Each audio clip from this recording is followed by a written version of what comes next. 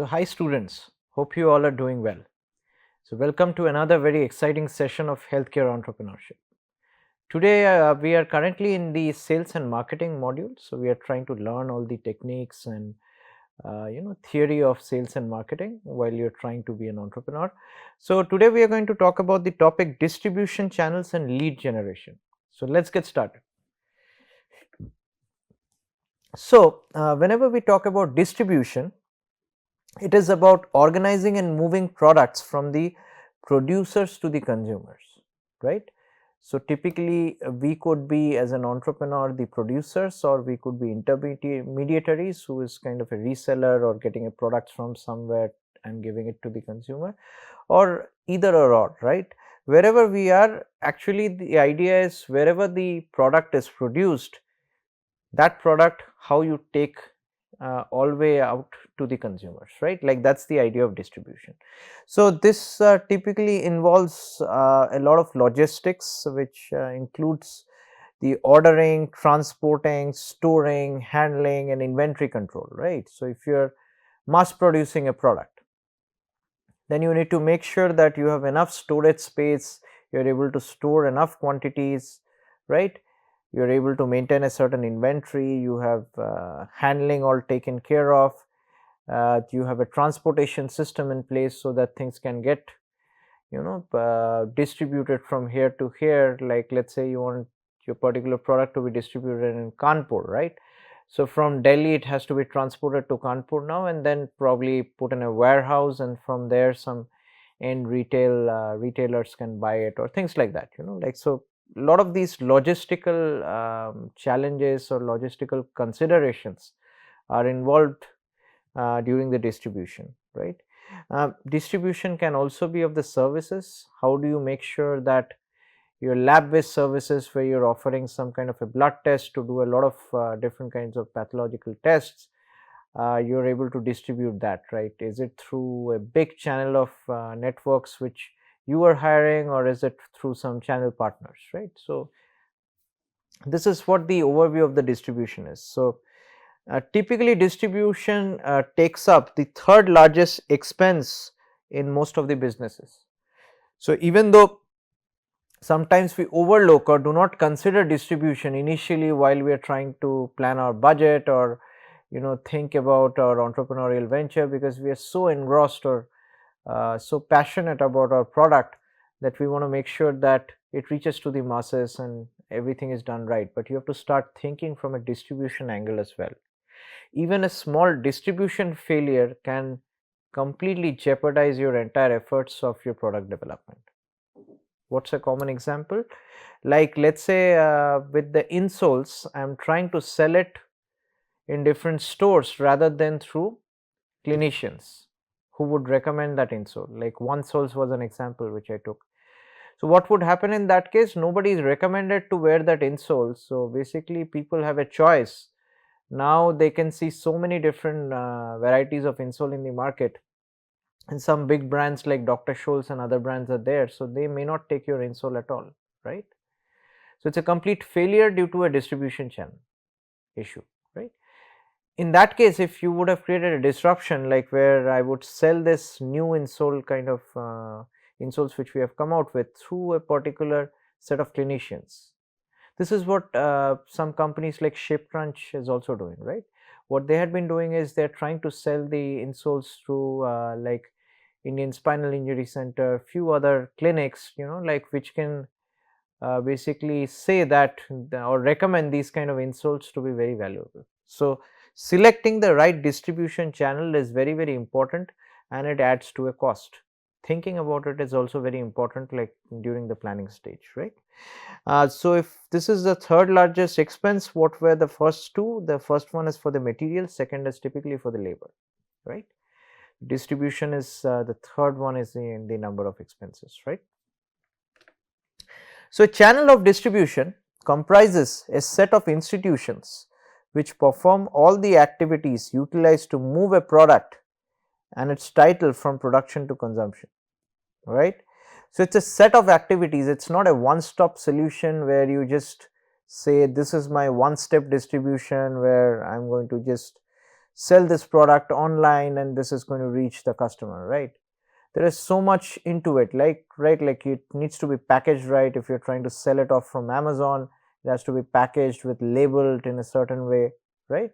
You have to think about or plan in like a certain amount of charges which have to be placed in like for that product.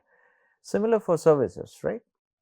So the channel of distribution comprises of this set of institution or intermediaries or other like players who help you in the distribution. These players may also be entrepreneurs in their own form, right? Some of the players are wholesalers, some of them are just into the distribution business, right? All they do is probably transport of medical products through a stringent set of guidelines. Maybe they have freezer or a minus 21 degrees Celsius kind of environment to save or like store certain chemicals so that they can take it properly from let's say Delhi to Hyderabad, right? So a lot of these players can be entrepreneurs by themselves or companies, but this is the channel of distribution where a lot of players are typically involved. So this picture at the bottom shows you the plant on the very left, which is basically a production plant, from which you are seeing two trucks. One is going to the customers directly to the homes, and that's reaching out to the customers. Second one is going to a warehouse, and from the warehouse to different homes, right? Like that's how it is reaching the customers. So these are just different channels. Every channel point will add a cost and will be more logistically complex. So the channels add value to the product by performing certain distribution activities expertly through intermediaries.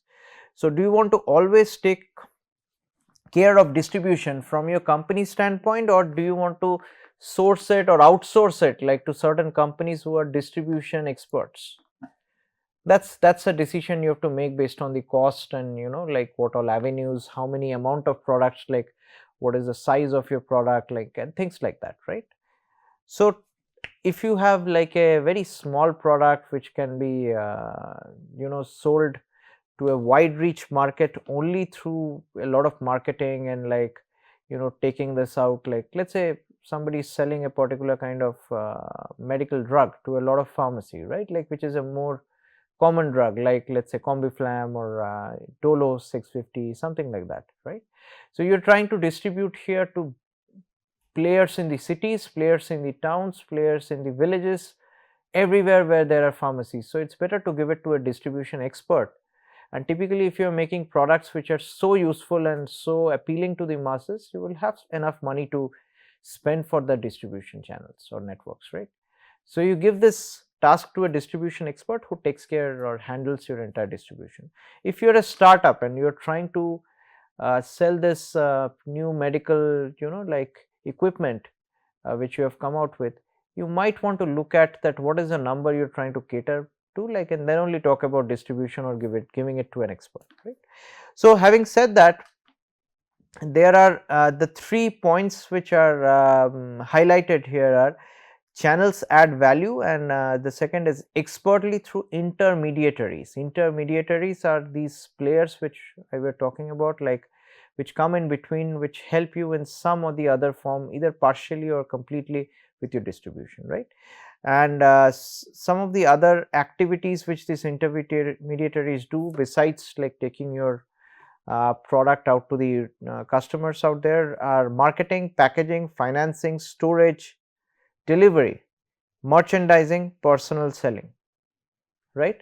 So one example is Amazon. So whenever you put the Amazon label or you're trying to put it in a certain package, then it is kind of sold through Amazon, and that adds a value, of course, and Amazon has a very seamless way of distributing products. They have a huge channel, right, which I as a new entrepreneur may not have. All I have could think of is speed post or something else with a tracking.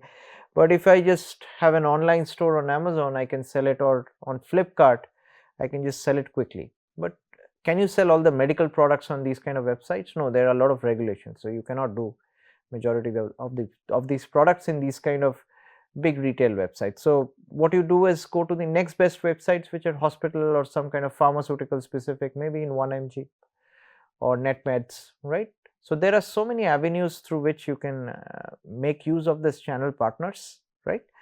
And the way it adds value is if you're trying to bring this particular product out there in the market, you're trying to by hand go in a certain place or trying to distribute by your own, you may not be that well known. So whenever a name like NetMeds or something gets attached to your products, medical products, you get a lot of value out of these, right? Like most of the customers will understand that these are legitimate good websites, right? Like which are selling products which are certain standards of quality and value, right? So this is sometimes done through intermediaries who are majority of the times responsible for the marketing, packaging, financing, sometimes storage and delivery. So all these things you don't have to worry about from the cost or time standpoint, right? So this is the value of having intermediaries. So let's talk about some of the key intermediaries which you will come across when you're working towards your entrepreneurial venture. The first type is known as wholesalers. So wholesalers is basically who breaks down the bulk, right? Like wholesaler is somebody who is selling something at a wholesale rate, big numbers, like you're not selling 10 or 15 pieces, you're selling 10,000, 20,000, 1 lakh pieces of a certain product, right? So wholesalers typically buys from the real producers.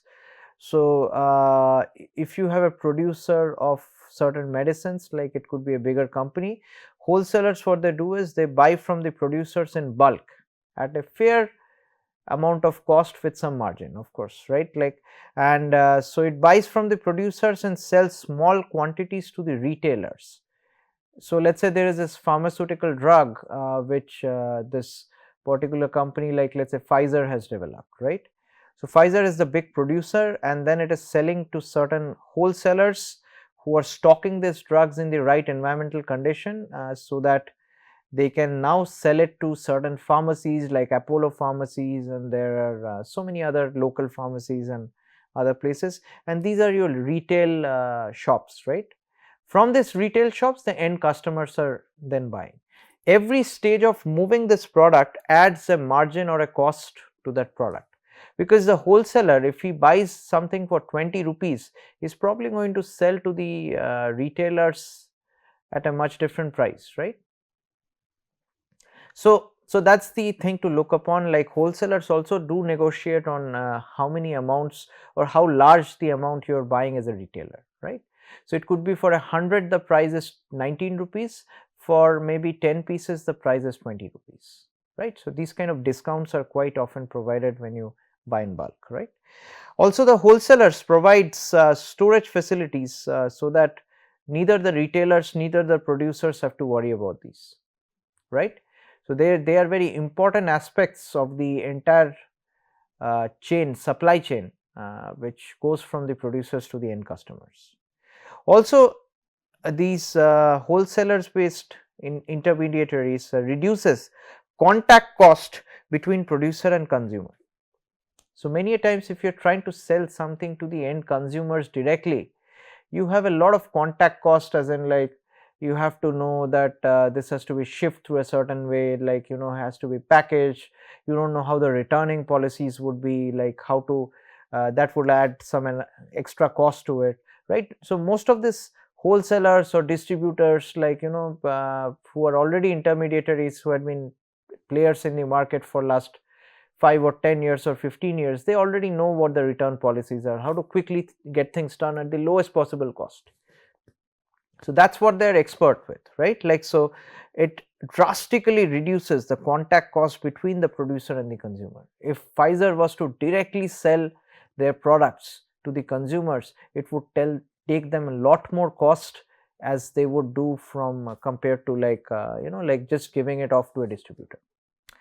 Also it takes some of the marketing responsibilities like sales force and promotions out of the picture. So now again taking the example of Pfizer, it's trying to send this medical drug out there, like it doesn't have to market it, right? The wholesalers will market it to the retailers will market it to the end consumers, right?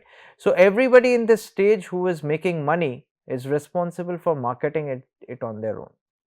So let's say I'm buying a product from the market, let's say I'm buying a glucometer from the wholesale market as a retailer. As an entrepreneur, I can be retailer also, right? Yeah, there is a difference between an entrepreneur and a retailer per se. Retailer is typically a businessman, and I had highlighted this difference. This is where you're not putting in any innovation. Typically, if I consider myself as an entrepreneur, I would like to really innovate a new product rather than just resell things, right? Resellers are typically businessmen. They're buying something for 40 rupees, trying to sell it for, like 55 rupees and make a quick buck out of this 15 rupees margin, right?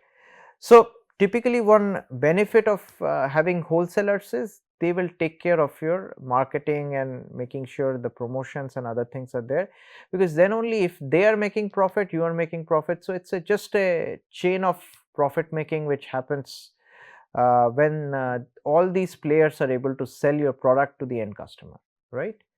So this takes away a lot of your responsibility which you see during the market discovery or the customer discovery, when you think like, okay, this customer is willing to pay the money for my product, but how am I going to actually reach this customers who have never heard about my product? That's the work of a distribution channel, right?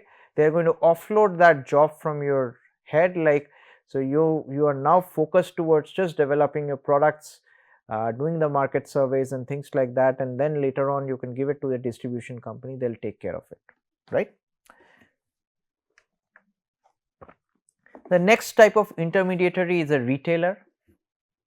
A retailer has a much stronger personal relationship with the consumer, right? Wholesalers will not have a very direct relationship with consumers, but having said that, there are cases where the end consumer or the end customer may also buy from certain wholesalers, right? So very often we hear this term that in Delhi or whichever location you are, we are getting clothings or something at a wholesale rate, right? Or shoes at a wholesale rate, and all of a sudden we'll start going there, like to buy something at a wholesale rate. Typically what you have to do is you have to buy 5 pieces or 4 pieces. You cannot buy one piece, or you have to travel very at a remote area and then buy one piece. You will get it at a much cheaper price, right? So end customers typically do not buy from the wholesalers. These are the retailers. One common example is the kirana store guy, right? Like, this person is buying so many products out of the wholesale market and then selling you at a particular price. Similar with the pharmacies, they are like the kiranas for the medical stores, right? So they are having so many medical products, so many medical drugs, injections, devices, surgical equipments, things like that, all stacked in from the wholesalers. There could be a wholesaler for medical supplies, there could be a wholesaler for masks, for face shields, for particular anesthetic medicines, like, like for some other kind of medicines and things like that. And you keep on, like, buying from all these wholesalers and then selling it to the consumers based on your consumers or end customers, maybe the doctors, or it could be the any person, general person like us as well, right, who is a patient. So this is a much more stronger personal relationship with the consumer. These are the retailers. They also hold a variety of the products. So many of the wholesalers are very specific. So if there is a wholesaler for stents, the medical stents, then all they do is they just sell medical stents. So unless you have that particular job of buying 10,000 or thousands of medical stents, you would never visit them. But a retailer otherwise would have, who is either part of a pharmacy or a medical equipment supplies company, retailer, they would have a lot of different varieties of stents, and you can pick and choose which one do you want to buy, right? And along with that, you will have several other products which goes along with it, right? Also, these retailers will offer consumers with credit sometimes. Sometimes they would give you something for maybe at a discount, or sometimes be like, oh, you take it, use it, if you don't like it, just you can return it, right? They will sometimes give things at credit that, okay, let me just give it to you, you have been purchasing so much, you just take it, if you like using it or this really suffices, then you pay me, something like that. This is not very common in the latest generation, but it does happen, right?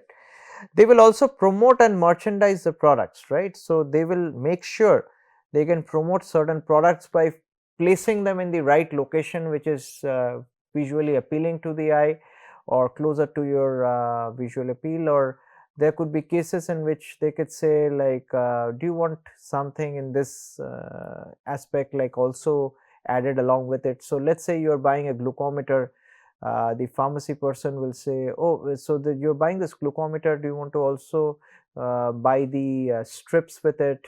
Maybe we have a bundle offer with 4 strips you can get at a discount, and you would get 1 for free, or things like that, you know.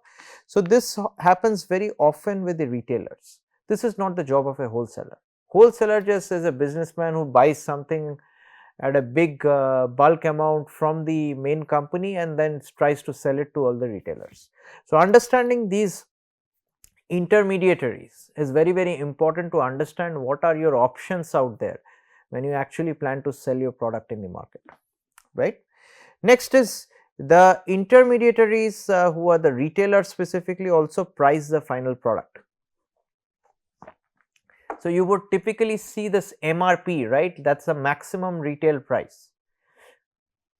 This is usually defined through the consumer laws and things like that, how much a retailer can make. There are certain rules and regulations into that, and then a maximum retail price is defined, right. So typically a retailer cannot charge more than that MRP. So if there is an MRP, and the company is also a very big decision making body in that specific MRP selection. So what Pfizer would want is, it doesn't want its medical drugs to be sold beyond, let's say, 30 rupees. So it sets up, as per the rules and regulations of everything MRPs, it sets up a MRP of 30. Now it sells to the wholesalers maybe at a much lower price, you know, like maybe for their actual cost of production maybe 5 rupees or maybe 2 rupees. They are trying to sell it to the wholesalers to, let's say, 8 rupees, and the wholesaler sells it to the retailer at, let's say, 13 rupees. So with this, the retailer now sells it at the MRP to the end customers. So they are now making 7 rupees out of every product. So everybody here is making money, but the actual cost of production is very, very low. This is what typically happens in, you know, like, so this was just one of the examples I gave. This happens with every product which is sold in the market. So we have to understand how this mechanism works in order to place our product rightly into the distribution channel. Okay. So also the retailers are responsible for building a retailer brand in the high street. High street is where all the customers are actually visiting, right. So you can only create a retailer based brand if you are trying to offer the right products at the right price, right. So I'll give you a very a first hand example what I saw. So if you are looking at this Apollo pharmacy, right. So many of us have recently visited a lot of Apollo pharmacies, I'm sure, for buying your products which are just at the vicinity of your house, and you would see they are coming out with several products which are high selling at a much lower cost. This is something, at least my observation, what I've seen.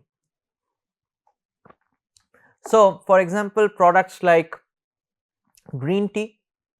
So I am a purchaser of green tea, and I would typically buy a green tea for like 180 rupees, 200 rupees. They have come up with a green tea for 100 rupees or 110 rupees, right, all of a sudden. So once I see that, I'm like, even though Apollo may not be a tea brand, I would rather buy it like just because the cost is low. Now I can buy 2 packs of green tea in a month, right, where I used to buy 1. So that's my generic psychology. Another thing it may be doing is Bernol or these kind of medicines like Dettol or these kind of medicines, several sanitizers and things like that which are high selling in the market. They are rebranding some form of that using the Apollo brand. Now you have Apollo toothpaste, Apollo some these kind of medicines or basic. They are not venturing into very niche markets like you know, cough syrup medicines or something which has a very high clinical trial or clinical set of standards, but they are choosing quite a few over the counter high sellers in the market, like a Bernol cream or a Borolene type of cream or something of that sort, like a lotion or something of that. They are selling it with the Apollo brand. Thermometers, you would see an Apollo thermometer. these days, right? I'm sure they may have ventured into other medical devices as well, right? So this is what retailers would sometimes do.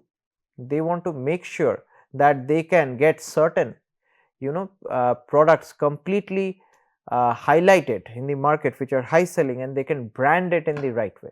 So this is a common example of branding, how Apollo is doing it, right? Let's look next. The third intermediary is internet. This is a canvas term. This is basically something which allows us to sell our products to a geographically dispersed market. Like, so if I am having a small manufacturing unit in somewhere in Himachal, and I am trying to sell my product to Chennai, places like Hyderabad, like Kolkata. I am trying to also sell a few things in Nepal and things like that. Then internet is one of my nice source, like where I can have the e-commerce kind of platforms on which I can sell my products, right? So this third intermediary, which is the internet, also lets us target and focus on specific segments, right? Because we cannot be selling just anything in the open market. There are very specific segments under which, or categories under which, our products will fall. There are certain products which you cannot sell in the market, like something which has some clinical or medical implication. These kind of products you cannot just sell it off Amazon or Flipkart, right? These are highly regulated products.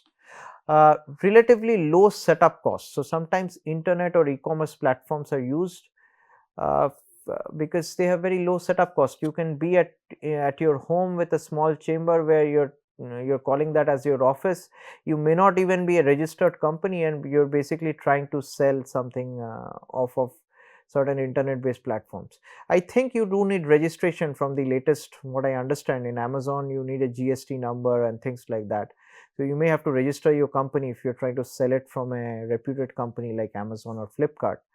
But that's all. Like, you just set up your company, start selling your products of this e-commerce platforms. You don't need to have a big storage facility or have a manufacturing facility and other things, right? Like, you just quickly build your products and kind of sell it out, right? So the setup cost drastically goes down. Also, the use of the e-commerce technology for payment, shopping software, etc., everything is provided by the e-commerce platform, right? Now you don't need to worry about having a Paytm code or how you can get paid, like, or whether the person is going to take the product and then pay you. So there are so many worries, right? Sometimes somebody may run away with the product and not pay the company, right? So there are so many of these like things happening in the country, right? And where some product has showing delivered and nobody has paid for it, or the person is missing, or somebody has taken some bribe and like they're going away with something. So these kind of things many a times can happen, but this is all taken care if you are looking at the e-commerce platform, right? Also, e-commerce platforms have created a paradigm shift in the commerce and consumption. One is like the level at which we are buying stuff. Majority of the things we do not even require, we can now buy them because they are at our arm's length and at our convenience. I have some kind of a small throat issue, I'm going to buy a medicine like which, or some kind of lozenges which are there in the 1 mg or net meds, whatever small little medicine like which I need quickly into my house. I do not want to visit a pharmacy, I can do that. Any kinds of devices like weight machines, things like that, I can buy off Amazon. It will get delivered within a day. Who goes to a shop anymore to buy weight machines or blood pressure machines and things like that, right? So many of these devices and equipments you can quickly find out, be it from the healthcare space or not from the healthcare space, very quickly getting consumed from this e-commerce spaces. But you have to do it right. It's not always like you just put every product on Amazon and it's going to work great. No, that never happens like that, right? So many a times you would put products on Amazon, it's such a big ocean of products, right? Your product may not even get noticed. So you have to get them highlighted or put them in certain categories with some flashy symbols, reduce cost, things like that. So e-commerce also has its own challenges. It's not the easiest way to approach, right? So many of us, like as entrepreneurs, and I have done the mistake myself, is where we think of that just in order to reduce cost, let's sell everything online and it's going to sell great. That is not true. That can be the biggest backfiring event like which you do on your entrepreneurial journey, right? Majority of the medical products people would not like to buy like online, right? Even as insole, it is not very popular online. People would want to try that insole whenever they put even 200-300 rupees of their money. In India, we are very concerned about, it's a very price sensitive market, and we are very concerned about where we are putting our money, typically when things are unknown. So, majority of the entrepreneurs, the companies or the products which we offer are widely unknown in the market, right? We are not selling a product from a very reputed brand. We are trying to create a brand and things like that, but it is not that well known. So, people are really cautious like when they put their money on something, right? So, everything comes with its own challenges. So, we have to plan the logistics accordingly how things can be done in terms of intermediaries. So, none of these is better than the other.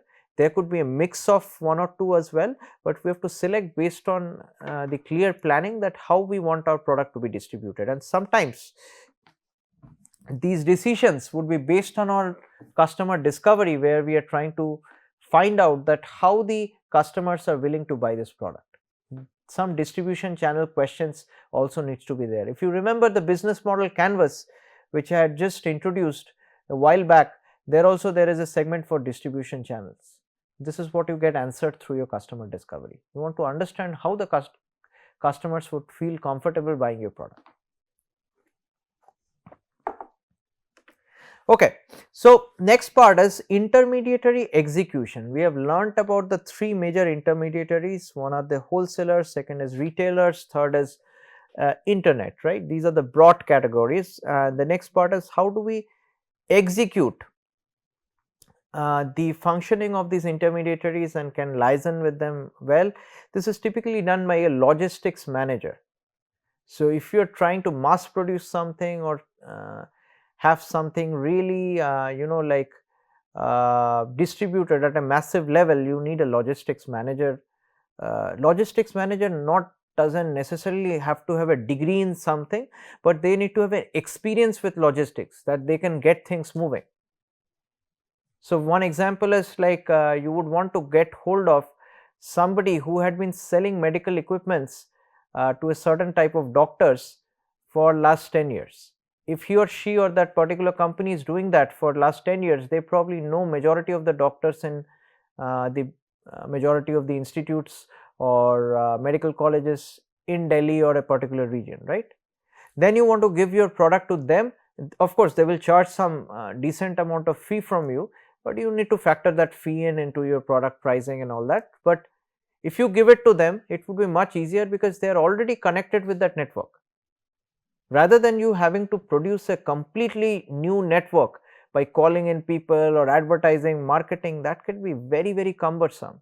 When we are entrepreneurs, we want to start making money as soon as possible we hit the market, right? So, we are going to slowly get towards the commercialization module, which is the last module in the course in the upcoming lectures, but one of the key part before we go for commercialization is we want to quickly hit the numbers and start making money. So, one of the key ways of doing that is understanding the right logistics. How do we get this out in the market? Can we take this through an existing distribution network where somebody can just seamlessly do our job? We don't need to worry. I just sit in my chair and just keep on monitoring the product development. Everything else is taken care of, right? They already have a doctor's network, they know how to pitch, they know how to market, they know where exactly they want to carry our product, sell how many, who has how much funding. All these things are well known by these people, which will take me ages to find out, right? That is one of the reason we want to outsource or distribute our responsibilities across people in our entrepreneurial venture, right.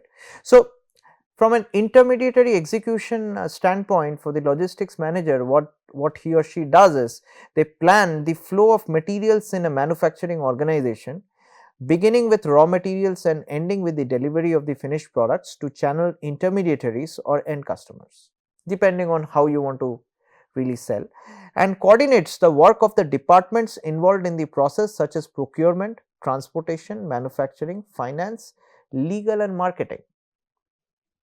So, a logistics manager is not a person who just is standing in the very end of the door that once the product is out, I am going to sell this or give this to the intermediary. That is not that this person.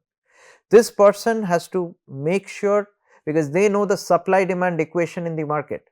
They know that few of the companies have already placed a demand of 100,000 pieces of this medical equipment. There is, let us say, shortage of a certain tip in a surgical instrument. A lot of these medical colleges or institutes have paid that, put that order in. So, they now know that besides telling the parent company who is producing these tips that this is required, they want to liaison with all the steps, like people who are involved with the manufacturing, who are involved with the marketing, who are involved with legal issues which may come up while you are trying to distribute, right. There could be some legal hurdles. All of a sudden 5 tips of the surgical instruments have malfunctioned and it has led to the death of somebody or somebody having infection, then there can be a huge backlash. How to control the distribution in those cases, right. So, they have to be involved with the legal, they have to involve with the be involved with the finance team to get the right prices. Let us say all of a sudden the old wholesaler you were working with has gone rogue. They are somehow not there in the market, there has been some death in their family or their company and things are going haywire. You need to rope in a new wholesaler within a very short amount of stipulated time, right. Because at the end of the day you need to supply this to the end users who are currently placing high demand for your product. So, you need to quickly rope in another wholesaler, quickly rope in new retailers, or whichever things are malfunctioning, you need to make sure those logistical issues are solved. If there is a transportation issue, one truck somehow due to overweight has led to an accident. So, there is a loss of, let us say 50,000 rupees worth of equipments. One is loss of time, one is loss of cost. So, how do you quickly replenish that? By sending a different truck and taking care of all the details, right. So, this is all done through a logistics manager who is liaising with all the different sections of the company as well as the different intermediaries who are coming along, right. So, this is how complex the work of a logistics manager is. They do not need to have a defined degree, they need to have a defined experience who can really get things moving and get your products to the end customers, right. So, let us take a quick look into the figure on the right, where this is a classic example of iPhone manufacturing. iPhone is of course coming in different colors and it has different components and parts during its manufacturing. So, what happens is this is back in the day. I think things have changed over time with the assembly and other details. So, this is pre 2020, this was the specific case where basically the sourcing of majority of the raw materials and parts where in the United States they were sourced from China, some Asian countries and Europe, right. And then manufacturing and assembly was all conducted in China. Majority of the assemblies were done there, and then there were warehouses where intermediary warehouses via UPS and FedEx. These were the big warehouses where basically these assembled iPhones were stored, and then they were finally distributed through first online store, second as retail store, through direct sales force as well as through wholesalers. So, very interesting. This is a single product which is sold through different intermediaries, not one. What is the rationale? Through online store, many of the customers would like to buy online, end customers. Okay. So, they have the online stores. Second is through retail store, you want to give them some of these iPhones directly to the retail store, because retail stores have this huge demand of iPhones, right, like a lot of the customers will walk in. Then you give it to certain direct sales force who are going to pitch about this iPhone in certain events or certain offices and maybe try to sign up a contract that we will give you supply you 250 iPhones for your office with 250 employees, who is trying to declare a bonus of a certain value, let us say. So, instead of that bonus, let us say they give it at a much more lower price. So, let us say the bonus amount for all the employees was supposed to be 90,000 rupees for this particular year, but instead the company negotiates that instead of 90,000 rupees, if they want to give just 70 or 75,000 rupees, they negotiate the price of the iPhone with this particular wholesaler or particular company, and then they basically end up giving iPhones instead to the employees rather than the total amount of 90,000. So they are basically saving 15,000 rupees per employee. So these are sometimes tactics in which several of the companies would try to tie up and things like that, right. So this is the direct sales force, what they can do. Then there are wholesalers from which the retailers would further buy, like when the stocks have to be replenished, and there are so many retailers which are not accessible directly. So local shops, like local mobile shops, so the companies do not know where these local mobile shops are, right. So they are these local mobile shops are the retailers who would buy it from the wholesalers, right. So this is an example of a product, and can happen with the medical products also. Several of the medical supplies, right, like syringes and things like that, can either be brought through a pharmacy, which is a retailer, can either be brought through wholesale, through certain wholesalers which the big medical institutes are buying from, like they have tenders and things like that, where they sign a tender for 1 crore, 1 crore rupees, like for supplying these many amount of medical masks or medical surgical pieces like scissors or needles and things like that, right.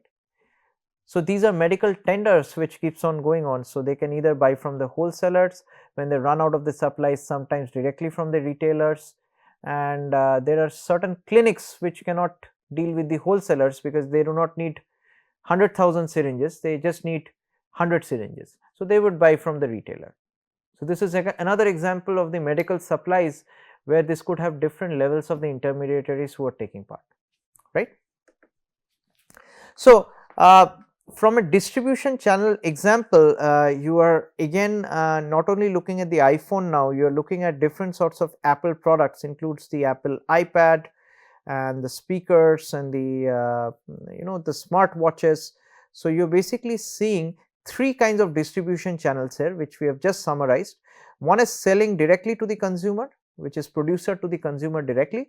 Second is producer through retailer to the consumer. Third is producer through wholesaler through retailer to the consumer.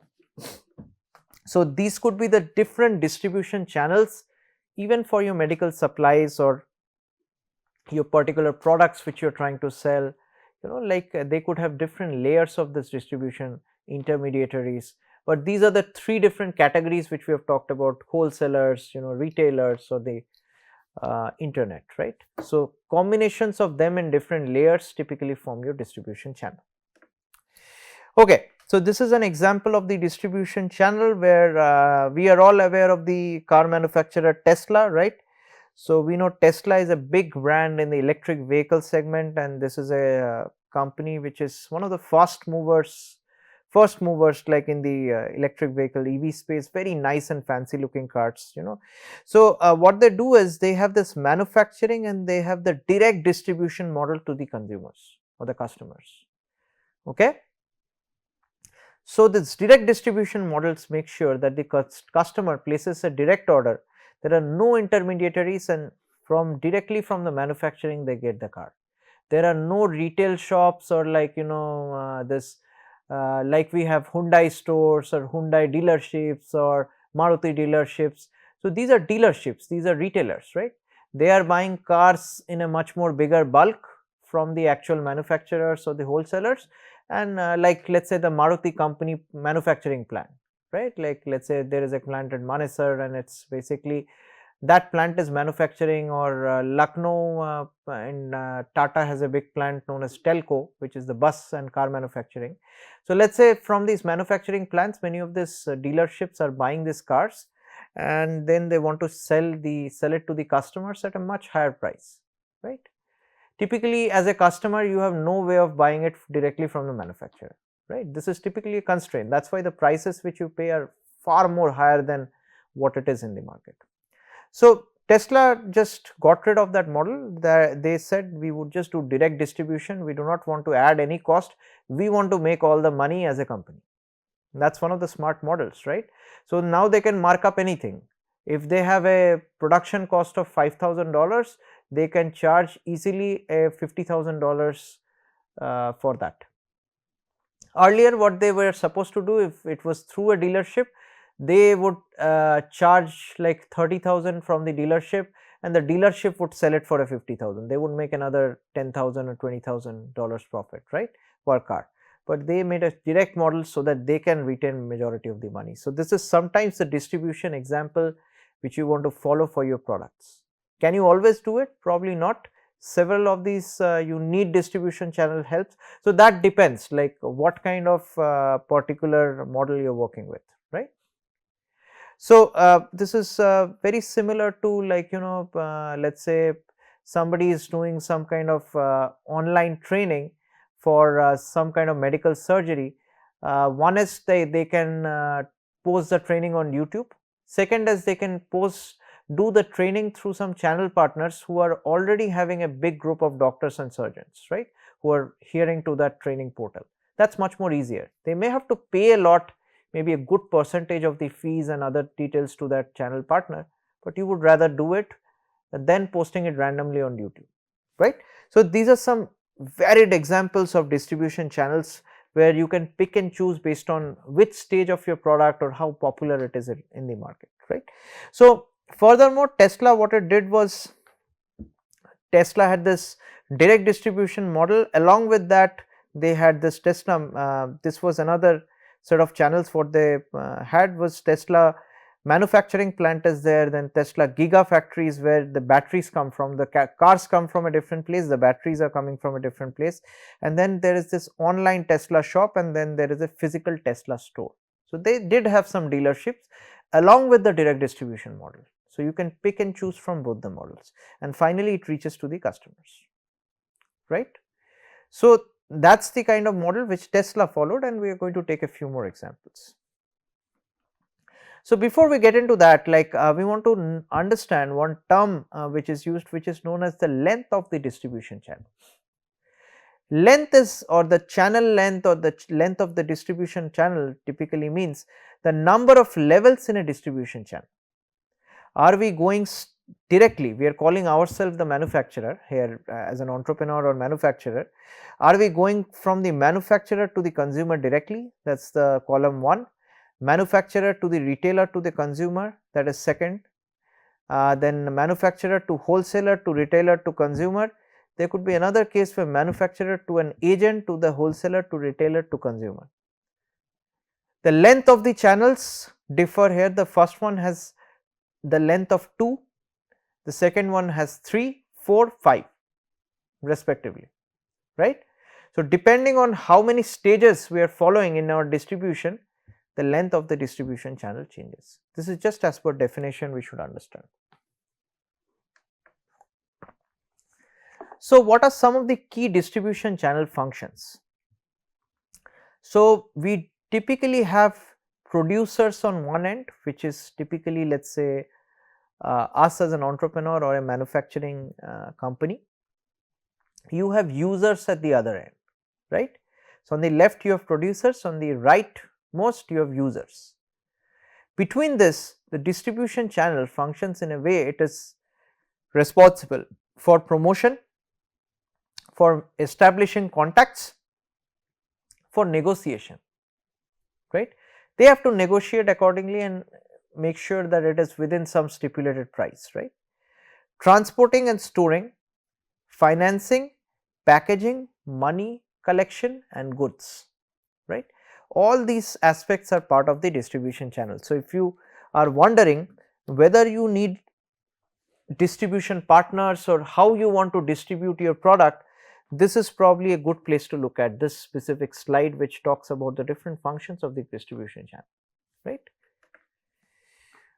So the broad challenges with distribution, let us look at some of the broad challenges or conflicts. The first one is known as a horizontal conflict. It typically occurs between channel members at the same level, right.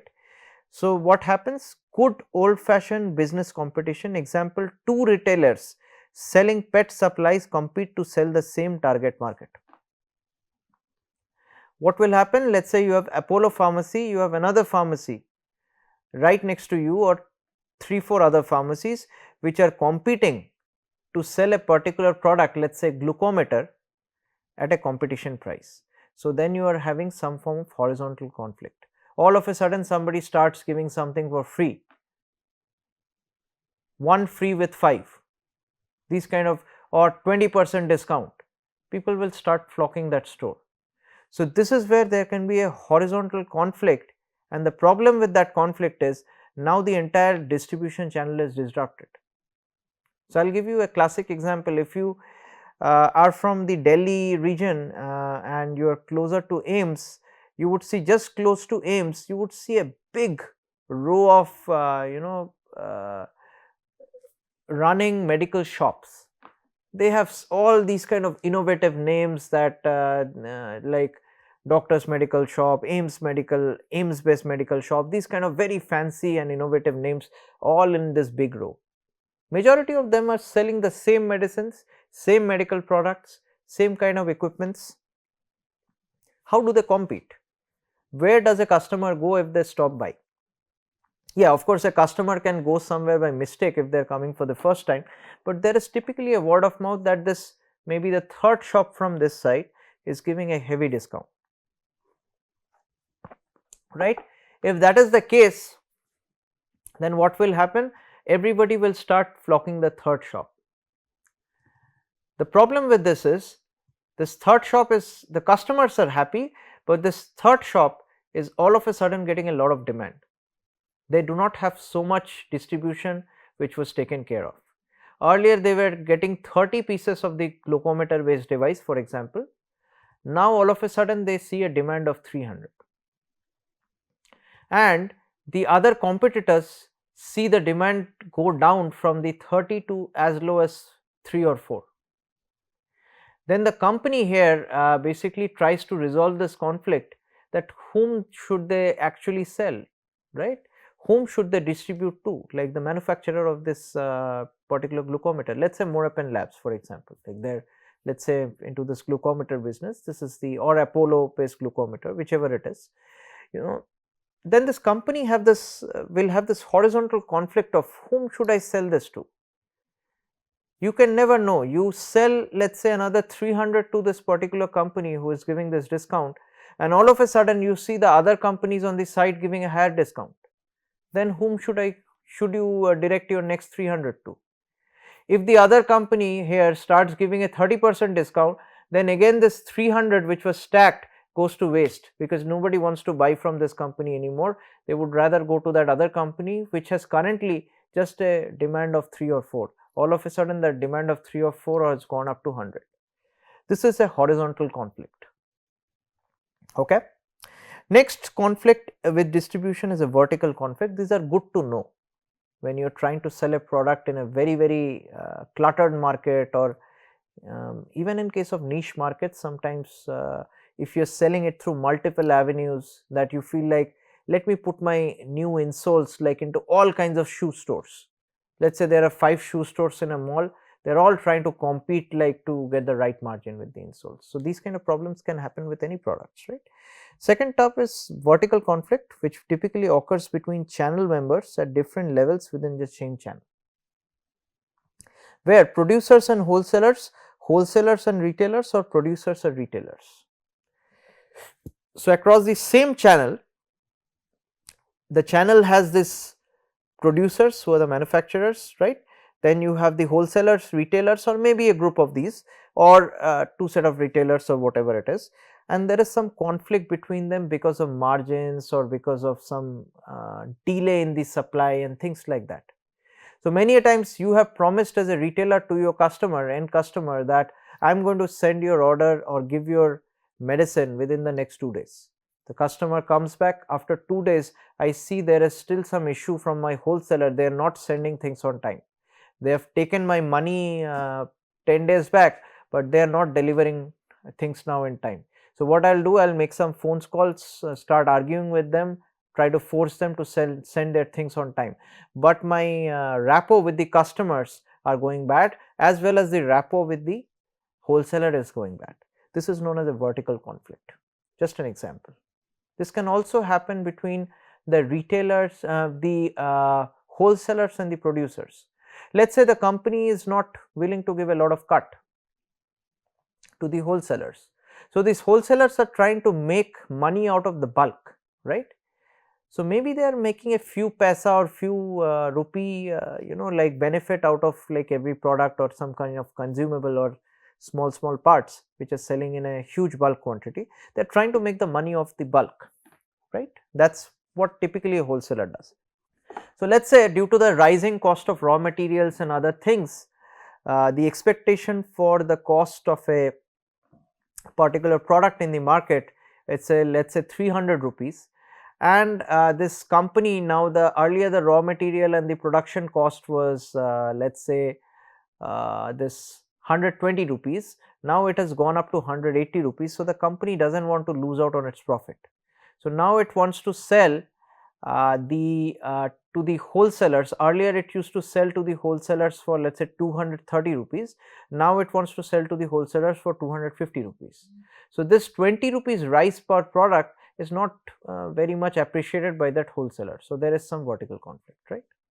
So these kind of conflicts can happen, and this can create real disruptions into the distribution channel, and we should all think about this like while planning our entire set of actions like into the distribution and commercialization, right. Okay, this will be all for today's lecture. So we are going to pick it up from here in the next session. So thank you very much all. See you again.